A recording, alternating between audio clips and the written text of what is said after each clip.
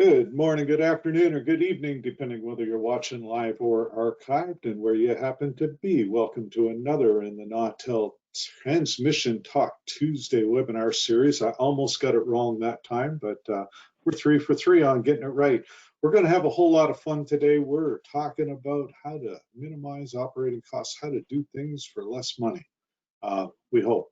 And I've got a really cool guest today because this gentleman, we've worked together in every capacity you could think of, vendor, customer, going in both directions, co-workers, friends, and just a great guy to hang with on the rare occasion. He's got a pretty good eye for the wine list too.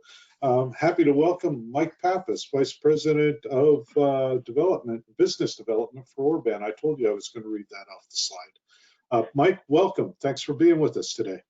Well, thanks for inviting me, Jeff. It's always an honor to work with you guys at Nautel. And you know, we were just discussing before the start of this. I think I bought my first Nautel transmitter. What was it? 93, 92, somewhere in there. It was FM10 and yep, more of a yeah. And I think over the years I bought more than a dozen of them. So we go back a long way. So it's a pleasure to be here today, Jeff. Thank you for inviting me. We're going to be prevailing on you in both of your capacities, both your chief engineering hat and your Orban hat. So I think we're going to have a little bit of fun today. Perfect. Before we get rolling, today's topic is, as I said, minimizing operating costs. We're going to talk about a bunch of different things. Before we talk about any of that, we've got the standard housekeeping stuff.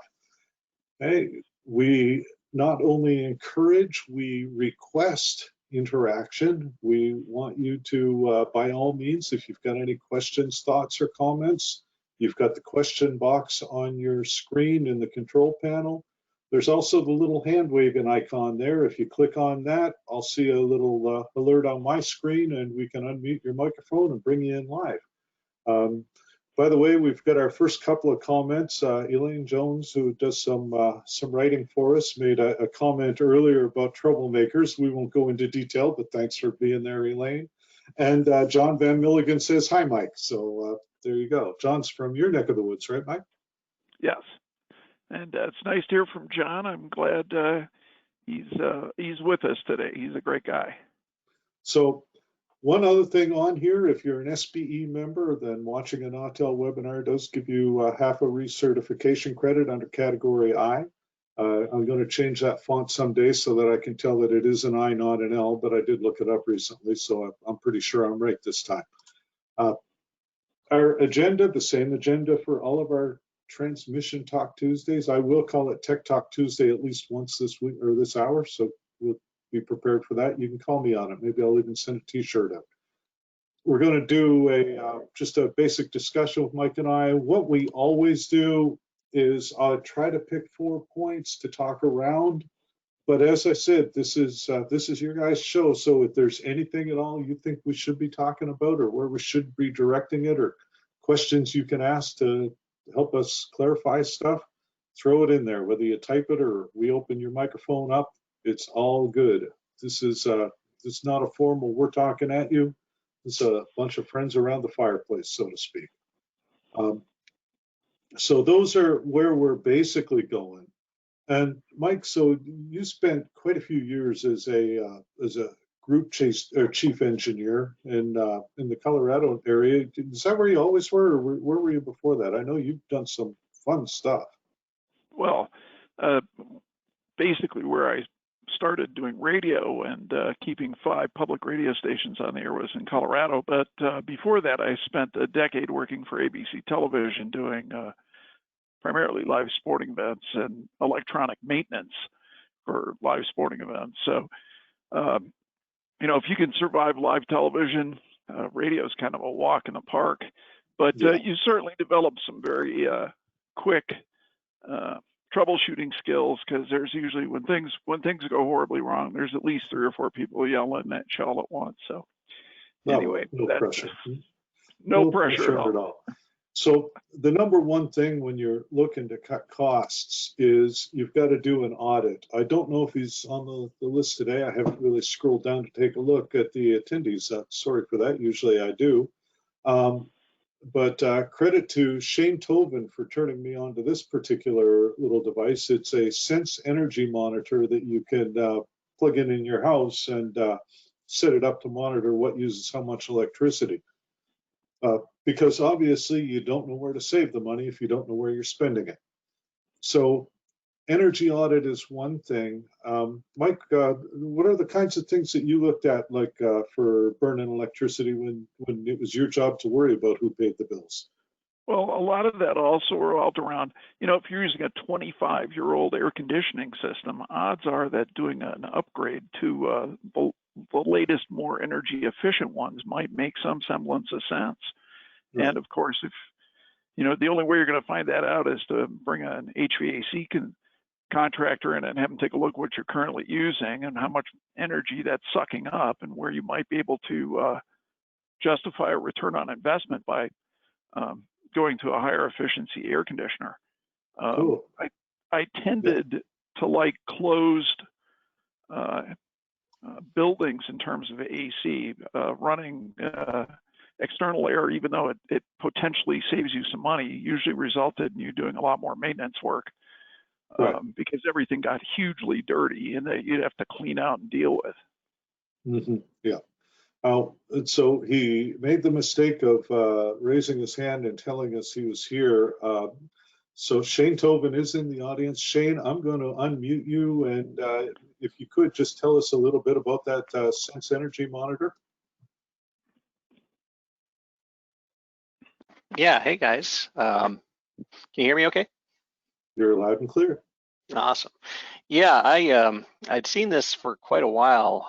It's been around a while, but never really bit the bullet and purchased one until I bought my own house out here in California with air conditioning. Needless to say, I started getting a little bit concerned about the cost of what my electricity was costing me, especially out here.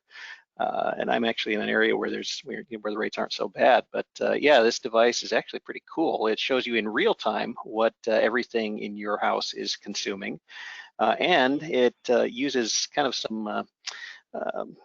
Well, they have some algorithms basically that detect different types of devices and will categorize them. It's not perfect, but it does a pretty good job of identifying most of them, or it'll come up and say, hey, this isn't, what is this device? It'll ask you to identify it. But it's a great tool for being able to find out, these, maybe some of these vampire energy sources around your house that are costing you a lot of money, or around any facility, really. And I mean, it could be something that you don't even think about. Like for me, my water treatment system is designed to come on 3 times a week at 2 a.m. and do a full purge and backwash. And, I mean, it's 12-volt system, so it doesn't draw a whole lot of power, but just knowing that it's doing that makes a lot more, because I can time it for the non-peak rates for power. Yep, exactly. So cool. Well, thanks, Shane. I'll put you back on mute again, but I knew you'd had that, and you've only had this a month or so. I think you put it up on Facebook. Yeah, something like that. But yeah, the data that I've been getting is fascinating. I found out my biggest load in the house is, of course, my electric dryer, even more so than the air conditioner. Mm-hmm. So I try to do that during off-peak times, most certainly. No, that is really useful, and that's the kind of thing that it's really good to know, because if you don't know where the energy's going, you don't know. Sometimes you can save it. Obviously, a transmitter has to run. You can't change that, but we'll address that in a little bit too. So thanks again, Shane. Thank you very much, and be perfectly open to being unmuted again in a moment. All right. So, and John Van Milligan made a good point about air conditioners, and we'll talk about it in a bit, but even having your HVAC maintained and cleaning the coils, and I know I'm not going to unmute you again, but Shane had made the same thing, that when he bought his house, he said, I think I've just cleaned my coils for the first time in ever. So, and Mike, you've dealt with that quite a bit, because as you said, you prefer closed systems. So that's one of the slides coming up, is maintenance versus replacement, but it does make a difference, doesn't it? Well, and especially, AC units tend to be forgotten until they explode. And especially condenser coils outside tend to, at least in our neck of the woods, collect a lot of dirt. And yearly go out and hose down the condenser. And while you're at it, take a look and make sure that, there aren't wasps that have made a nest in the control box that you stumble into it when you need to fix it. Probably a good thing. But annual cleaning certainly will go a long way to improving your efficiency and reducing your costs and keeping you on the air. Absolutely.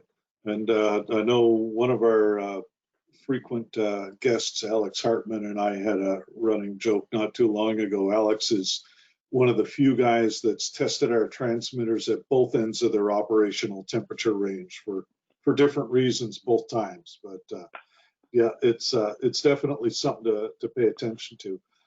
Side note, Marco Rariti out Western Canada, I wanted to know who brought the beer. And it's 1 p.m. here. It's what, 10 a.m. for you, Mike? Yeah, about 12 after 10 a.m. But in Europe, in Berlin right now, it's 12 after 4 p.m. You're on your way to a beer garden.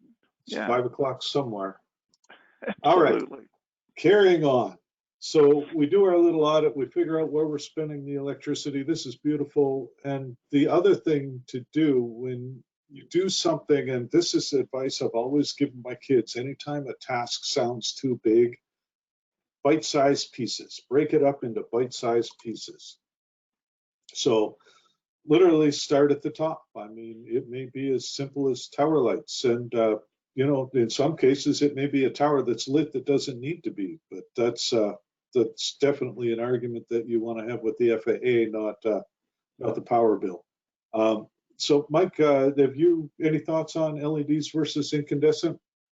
Yeah, well, the biggest advantage you have to LEDs besides the running cost is the fact that you're not going to be up there changing light bulbs. So from that standpoint, it's huge. How much does it cost you to run a tower crew for a day, and what's that savings worth on top of the fact that your power costs are going to drop by 90%? The only thing you need to be aware of, your monitoring system is probably calibrated for using incandescents, and once you change over to LED, you may have an issue with recalibrating your monitoring system that makes sure that it knows that you're really your tower is really lit. That's a really good point. I know we've had situations where folks have switched from one type of transmitter to another, and had the power company actually come out to check the meter because they assumed something was wrong with it. So by all means, whatever you're using for monitoring your power draw, if you do make a major change, you do want to be sure that it's calibrated for the lower level, especially if it's a current sensor for tower light outage.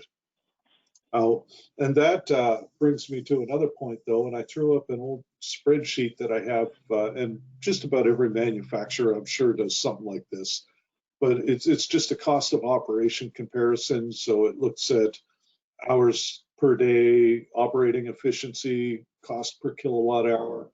And you'll notice that one of the line items on this one, and sometimes I can make the little highlighter work and sometimes I can't, but we're going to try. But so one of the things it shows is parts and labor. And that goes back to what Mike was talking about before with the tower crew is, the actual electricity cost may be the one thing, but how much is it costing you to maintain or to repair or to service the old gear? Sometimes there's an argument there. And Mike, I know you've done this before several times. We had this conversation more than once over the years. Well, especially if we're talking about, replacing older tube transmitters where you've got rebuild costs and trying to get somebody that actually can rebuild them. And are the rebuilds successful? And has the rebuilt one that you've got sitting on the shelf actually going to work in the transmitter when you need it? And then the question becomes, what's it worth to be on the air, and how much is it going to cost you to make good all the ads that didn't run because you weren't? And of course, Murphy's Law says that it's only going to go off the air in a couple of different modes: blinding, snowstorm, or drive time. So pick it. Yeah, or 3 o'clock on a Friday morning, but that's a whole different argument. Right before the ball game. Now, Mark Witkowski out in Michigan makes a really good point. Make sure you do your research on LED tower lights. They did do an upgrade. They've had a lot of issues. So the same with everything. Do your due diligence.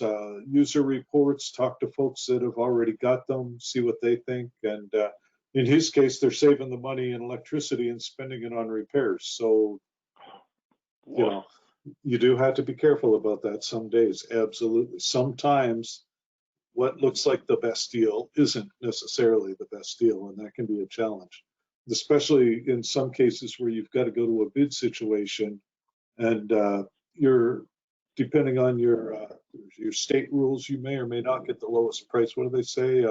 Something designed by the lowest common bidder. That was a space shuttle joke, I think, that I'd seen. So, and here's a question from George. And Mike, I might defer this one to you in your former chief engineer capacity, but comparisons between owning a tower versus renting. And that's really situational, isn't it? Yeah, there's a bunch of issues there. And the question is, is your landlord nuts? And is he charging you, a king's ransom? And is that worth the trade-off of building your own and dealing with that? And you're just going to need to put an Excel sheet together. I've worked in both environments, and 6 to 1, half dozen to another. It all depends. Some situations, the sites are owned by somebody else, and you don't have any options, and you're just stuck. And there are some places like Colorado Springs. If you want to run an FM in Colorado Springs, you're going to be dealing with Cheyenne propagation. They own it all, and that's where you're going to be. And whatever they charge you and however that deal looks, you're just going to have to suck it up and take it. You don't have any options. Other places like Lookout, there's a war up there with the landowners and towers sitting, and it's just never ending. You can go over to Mount Morrison and cohabitate up there, and off you go. Less brain damage, more expense. Right. So it very much, George, it is a situational situation. What you really want to do is a pros cons list for your particular situation, and look at things like the reputation of the particular site owner, because some are really, really good and some are less so. I know I've got some customers that have access issues, which can be a huge problem, especially when you're charged with providing a 24/7 service. So that's definitely, yeah, sorry, Mike, go. Sorry, Jeff.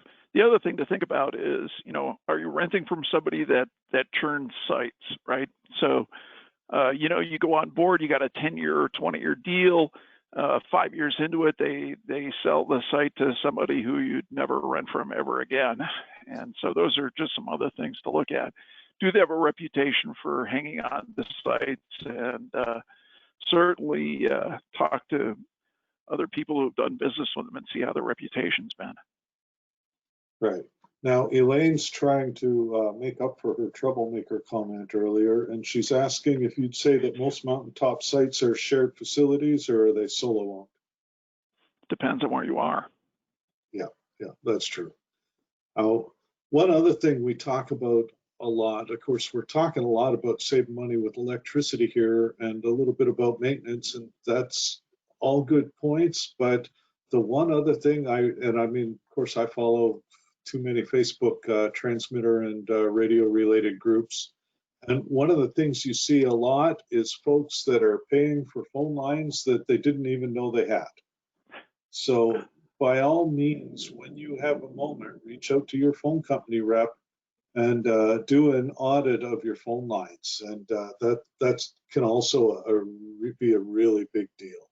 And apologies to Lily Tomlin for the photo, but that one ringy dingy is something we all recognize. Now, another comment from Marco. I rent 3 tower space. Let's see, on one it's a low rent cost, but any work on site is split between renters. On the other 2, rent is higher, but maintenance cost is covered by the owner. And that is a really good point. So back to George's question about owning versus renting.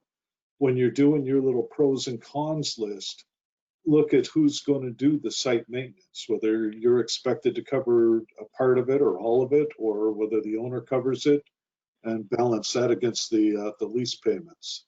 So that's a good question.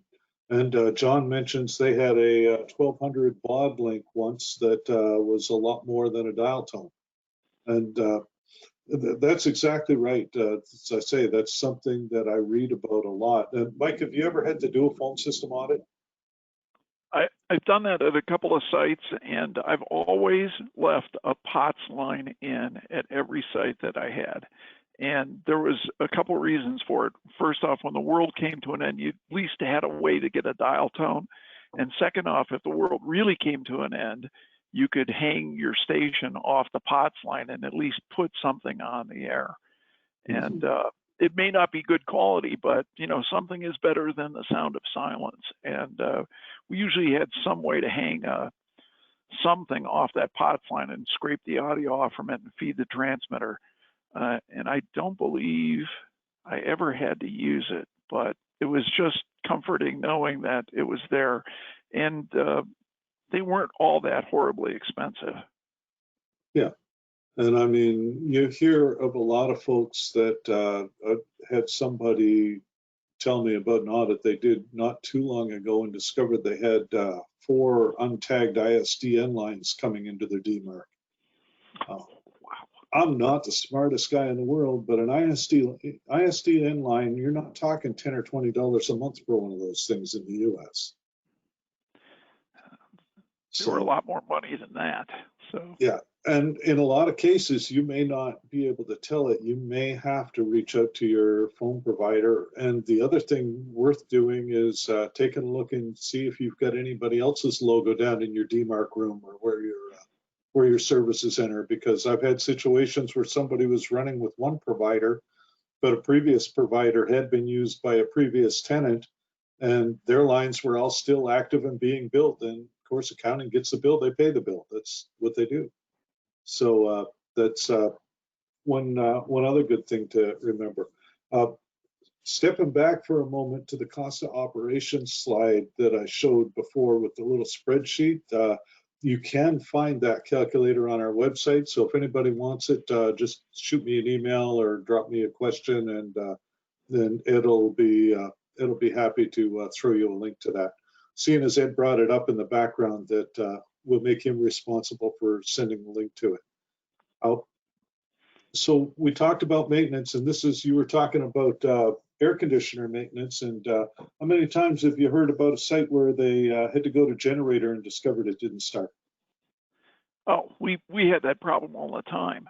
And in fact, we got to the point where there are so many generator stories, but my favorite one was we were doing a project with a station will remain nameless, and they were very proud of their generator. So I had one of my guys go out and pull the master disconnect for the building, and the generator didn't spin up.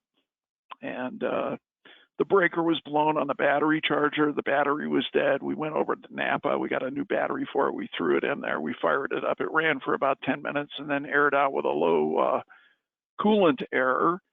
And, my next stop was, well, when did you exercise the generator? Oh, well, we do that at midnight on Sunday nights once a month. Okay, is there anybody in the building at midnight on Sunday night when that's supposed to run? And the answer, of course, was no. And so, we changed the test program so that it ran on Mondays at noon, and it fired up the generator, and it put the generator online. So you actually ran it, and we ran it for 45 minutes to make sure that the generator got real good and hot, and the cooling system got really stretched out to make sure that it was actually going to run when it was needed. And once we started doing that at all of our sites, the number of times where we needed to have the generator start and it didn't was greatly reduced.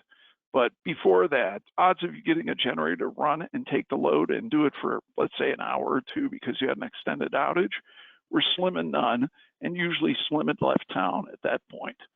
So just something to consider. If you're not maintaining them, if you're not really testing them with the load that they're expected to drive, odds are they're not going to work when you need them.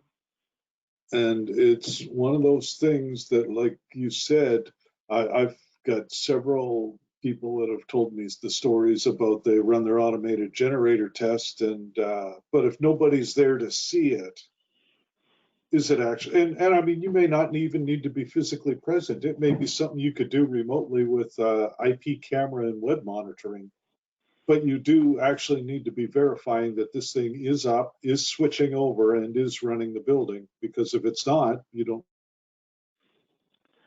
Well, and so Dennis had made a good comment up there. There we go. We had a bunch of people hit me with a bunch of stuff here. Dennis had made a good comment about POTS lines for their neck of the woods running $160 a month, and they replaced them with wireless cellular modems at $40 a month. And it's a double-edged sword. I like the idea of saving the money. I think I would do that for most of the lines. I'd like to have one wire pair coming in, because of course in a big emergency, what happens to the cell network? You know, it's either jammed or it's down.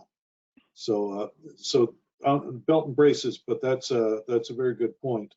Oh, there's a good idea. So Dennis mentions he has the generator connected, including the battery voltage connected to the remote control, so that you know, because if your batteries are dead, how well is your generator going to start?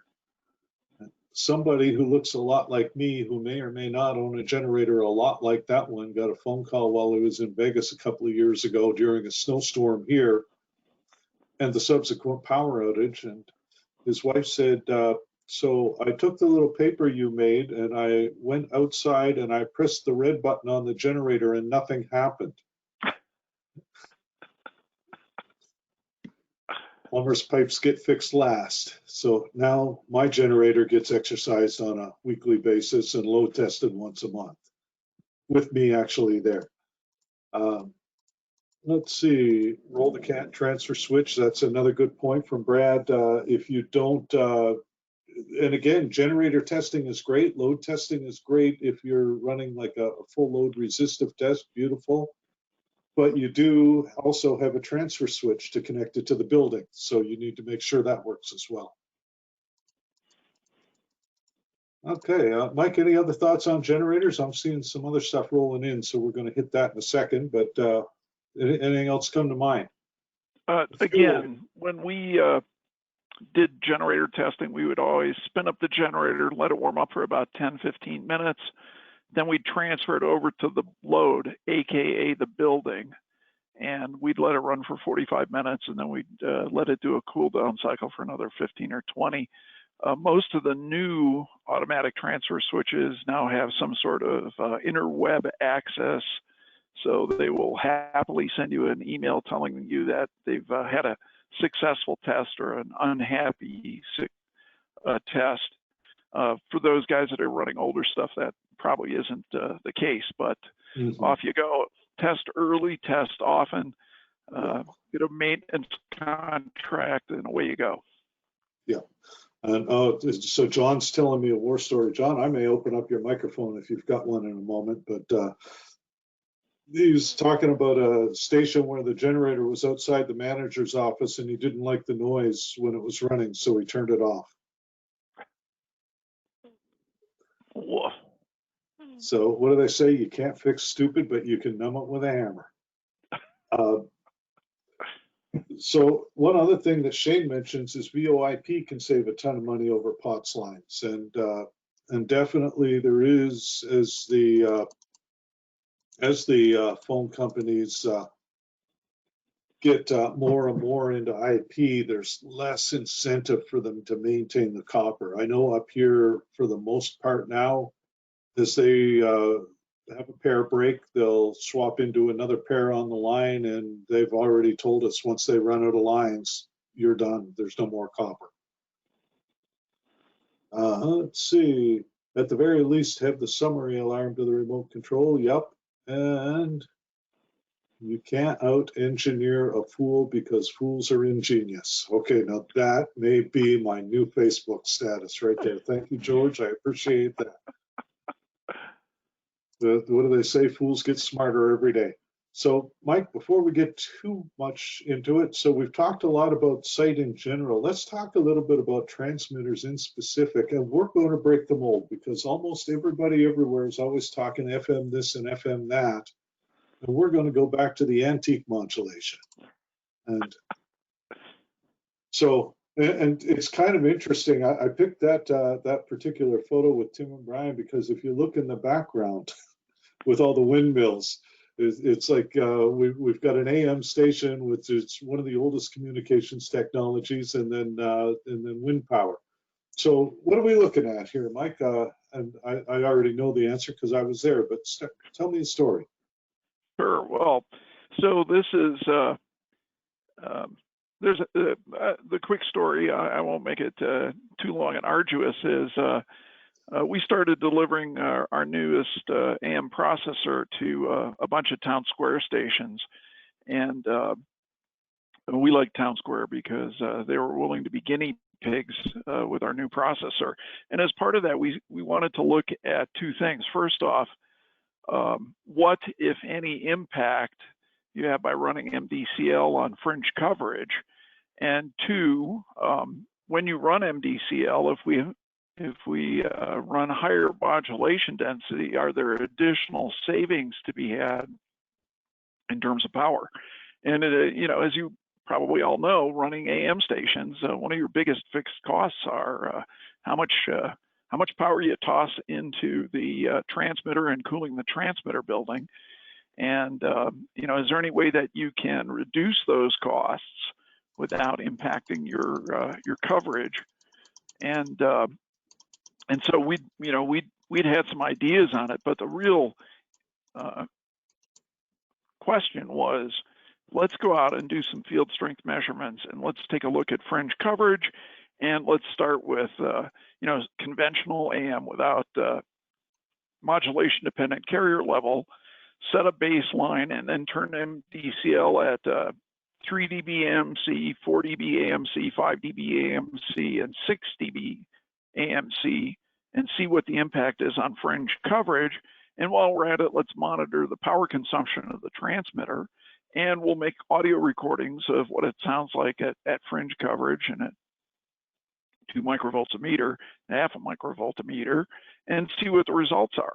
And that was very interesting. So that picture with Brian Seeley and Tim Schweigert of DSW, along with Potomac PI 4100 that we used. By the way, that Potomac thing is a really nice piece. The only thing it doesn't do is drive itself out to the location, set itself up, and make the measurements, and then come back in. But we were 60 miles outside of Boise, Idaho. That's where we ended up to make those measurements. And we were so far out. How far out were we? We were so far out that in 7 hours, by sitting by the side of the road for 7 hours, we saw one vehicle in 7 hours. So nice. we were way out on the fringe. And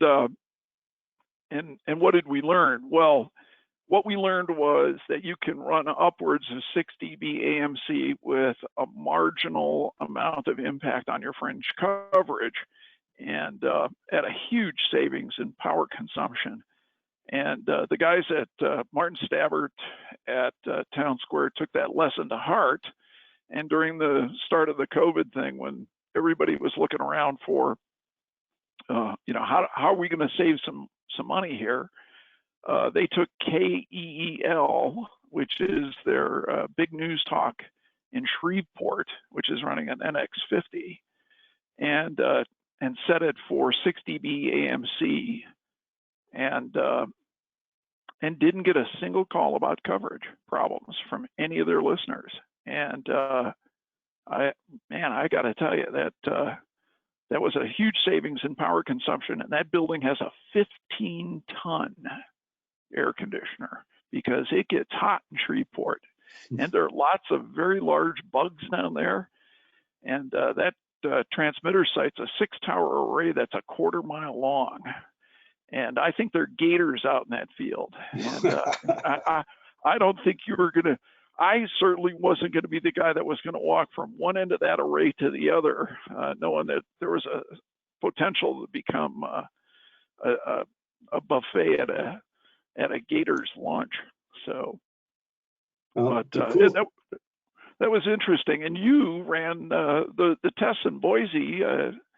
Mr. Weldon was our engineer guy who threw all the parameter changes and logged all the power consumption and did all that yeoman's work, along with buying a meal, as I recall, or two. So something at Wendy's or something like that. Yeah. But, like I was the guy sitting back at the transmitter site. So every 5 or 10 minutes, there'd be a phone call, turn it to this injection level at this power. And so we did literally, so we were measuring both field strength and one little quick, actually sidebar back there, you will notice that in addition to the statistical measurement with the Potomac, you'll see a little receiver there. We actually did do subjective, does it sound better, does it sound worse, did it get more staticky type things. So because of course that's also important. The numbers can tell you one thing, but on a receiver, that's where people are listening, where it matters. So we did that. There were, you guys had hundreds of field strength measurements from the Potomacs.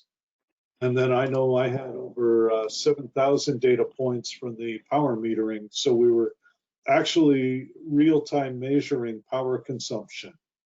And we ran AMC and EAMC, the enhanced AMC. Enhanced AMC is interesting because it also adds a little boost. See, for anybody who doesn't know, MDCL is so it's dynamic carrier level control. Dynamic carrier, level. I think I'd have to look up the algorithm again, the name, or the acronym. But anyway, so the way it works, it monitors your audio and dynamically adjusts the output power to compensate, adding compression to basically reduce the peak signal. So, there we go. Thanks, George. Modulation dependent carrier level. And he looked it up. There's always somebody to help me out when I stumble over my own tongue, and I appreciate the heck out of you guys. So MDCL basically works on the theory, and we all know that the last 10% of your audience is served by 90% of your power. Okay, this has been no secret in radio forever. So theoretically, a 3 dB reduction isn't going to lose you a huge amount of coverage. But if you can do a dynamic reduction that gives you a net 3 dB decrease without as much impact on the peak power, then you can do it with even less impact on the coverage. And this is something that hams have been using for decades. You know, I mean, the first MDCL came out in I want to say the 1930s with ABB, but I might be wrong about that. But it's been several years. So we got to play with this quite a bit. We even got pretty pictures of the transmitter. So Mike, you were out in the field with the guys as we had, we were running 4 radios at the time? 3.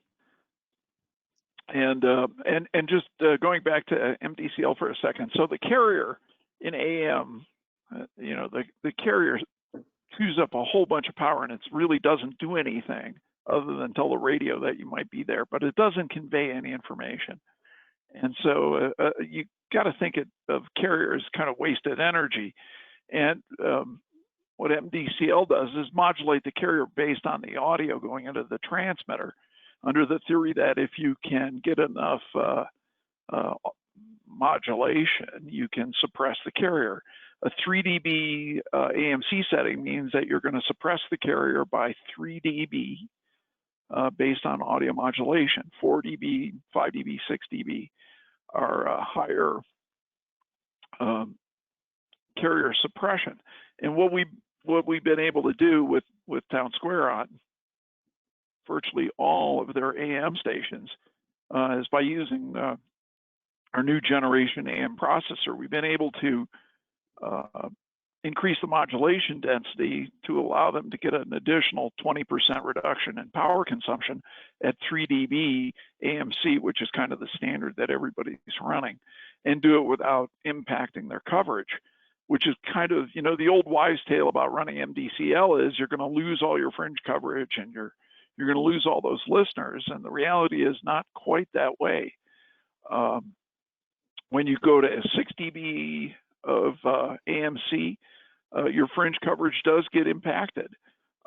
It's not horrible, and it's still listenable, and it suppresses, well, it reduces your power consumption on the range of about 60 to 75%. And for guys running 50 kilowatt transmitters, that's a huge bottom line savings, especially when you integrate the cost of cooling the building. So, yeah. And you know, I got to tell you, Town Square and Martin Stabbert, smart guys. And if they're running 6 dB AMC on the top billing AM station in Shreveport, News Talk, and they're doing it, they're certainly doing it knowing that it's not causing them any loss of listeners. Little side note, speaking of KEL, Kirk Harnack from Telos has sent me a link to a YouTube video of their tower site.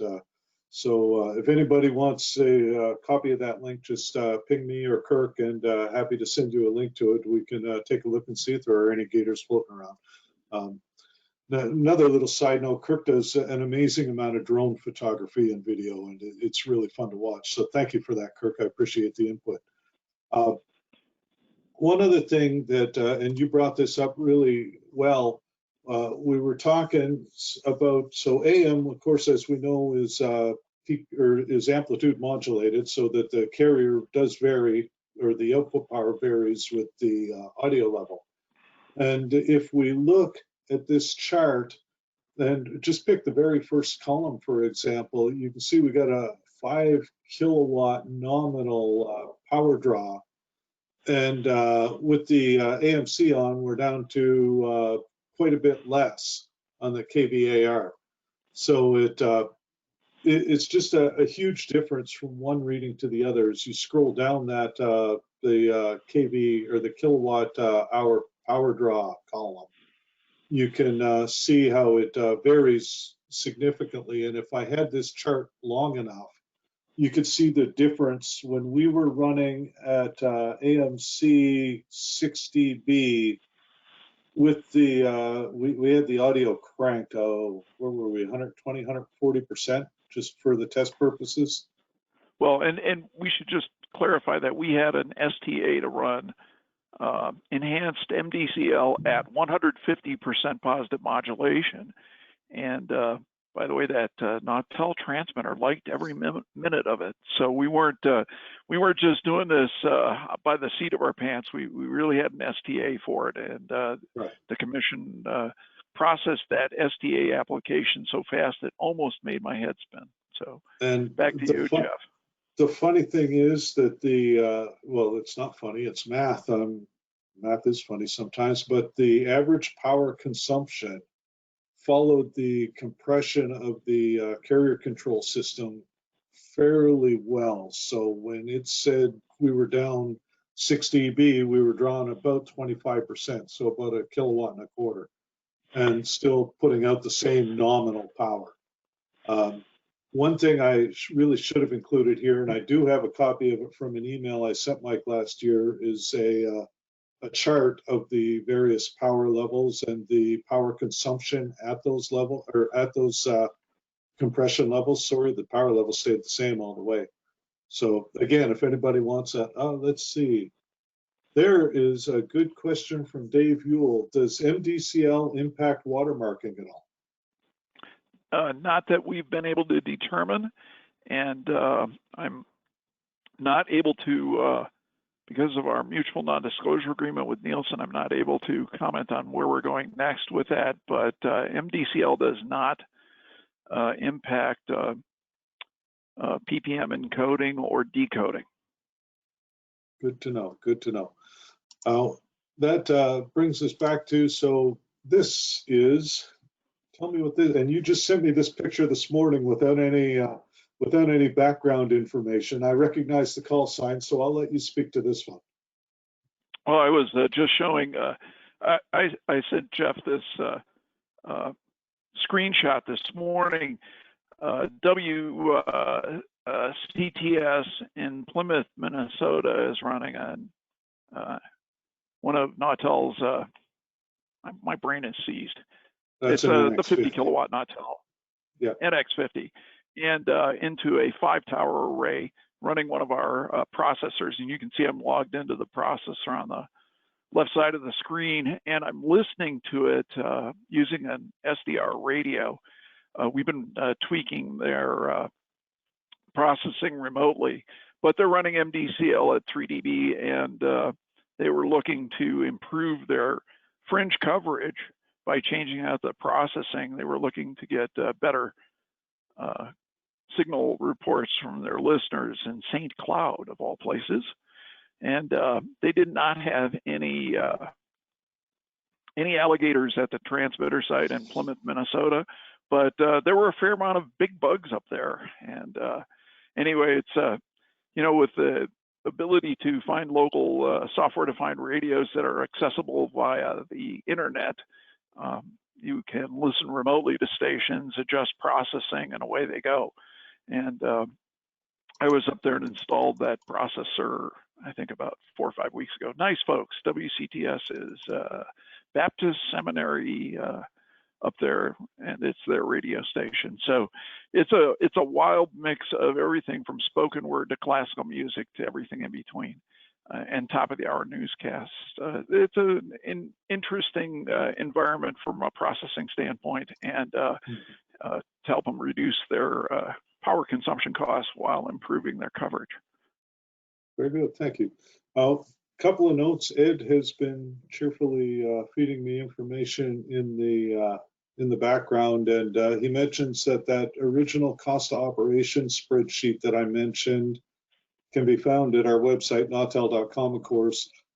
And if you type in / cost-of-operation, so cost of operation separated by hyphens, then you should be at that spreadsheet. Again, if you need an actual link to it, just ping me an email or something. Catch me on Facebook, LinkedIn, wherever, and I'll get you a link. There's another one for calculating MDCL savings, where you can plug in your power bill and say, okay, if I have this transmitter and go to a transmitter that'll do MDCL, what would I save? And if I turn the MDCL on, what would I save? So that sort of thing. Sidebar for Mike, Brad wants to know what SDR you're using, what software-defined radio. Oh, so this is, it's Kiwi, KIWI space SDR. You can look them up online, and they've got a worldwide listing of SDR, Kiwi SDR radios all over the planet that you can dial into. It was funny, I got a call from broadcaster, the iHeart in Australia, which is known as iHeart, in Brisbane, and they had one of our 9400 series processors and just did a complete plant rebuild and a new STL to the AM site, and they weren't happy with the way it sounded. So by using this Kiwi SDR site, I was able to actually listen to the station on the air in Brisbane, and I was able to log into the Orban remotely and tweak the processing for them by complete remote control. So the audio quality is very good, and it's certainly enough to help you get a station dialed in terms of processing. Cool, very cool. And George Milchevich, George, I'm going to butcher your last name if I even try to say it, so I'm going to stick with George. I apologize for that. But he uses an NESDR SMART that connects by USB, so he's got a local device for that too. Yeah, and I've got a couple, 3 of those, and that's a nice piece. So that's a good SDR, and you can get them from Amazon. They're cheap, like I want to say under $30 or something. Very, very cool. So definitely, if anybody missed that and wants to send me a request, we'll fire you a link to that one. One other thing, switching away from AM to HD, so we're covering both ends of the technology. One of the things that we have in our HD, and you've seen this too, as you see HD technology for FM advance, the Gen 4 peak to average power reduction algorithms improved over Gen 3, over Gen 2, and the advantage is that the transmitters are becoming more efficient for any given power or HD injection level. And so, Mike, you remember the first HD system we put in at Kuvo, which was one of our earlier V10s. And your efficiency on that at -20 was what, around 55, 60%, give or take? Yeah, give or take. Yeah, mostly take. It wasn't the most efficient. And I mean, now with the GV running -20, we're 70% or a bit more. It's not a lot different between that and analog. And when you get into the -14, and so you can, with the power boost kicking in and activating the spectral efficiency optimizer, you can bring it upwards of 60%. So it's pretty cool. I mean, there's a lot of stuff going on there. So that covered the bulk of it. We're a couple of minutes shy of top of the hour. I just want to double check. I don't see any hands waving. That's a good thing, because I hate to think that I miss anybody. One other thing, and Mike, you were going to send me a link and I didn't see it, so I'm going to get you to speak to it in a second. But online information, of course, these webinars are all archived. We've got our Waves newsletter that comes out every couple of months, and I try to keep a tips article in there that's got useful information, and YouTube channel for more stuff. One of the other things that you don't see as often that a lot of folks tend to miss, if you click on the support tab under technical resources, there are a lot of customer service how-to videos, and I think some of those are being respun and updated. So keep an eye on that too. And Mike, you guys have some things like that. Yeah, we have a whole page of Bob Orban white papers, and I just sent that off. I sent the link off to you guys, so somebody can bounce that back to the group. But you know, it's the typical Bob Orban white papers on everything you probably ever wanted to know about maintaining audio quality in broadcast facilities, to a systematic approach to audio processing and everything in between.